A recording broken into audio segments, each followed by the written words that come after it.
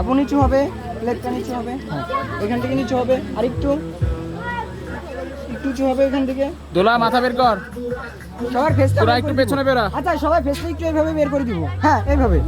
আমি যখন বলি তখন ফেসটা বের করে দিয়ে সবাই একটু হাসি দিব, সোজা হয়। সবাই একসাথে ফেস বের করো 1 2 3 বলেন না। আমি বলবো, হ্যাঁ। এক এক করে, হ্যাঁ। ইমন ভাই এক এক করে রাখবে।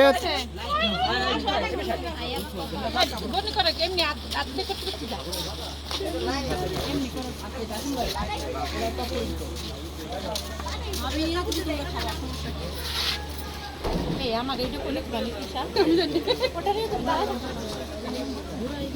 ও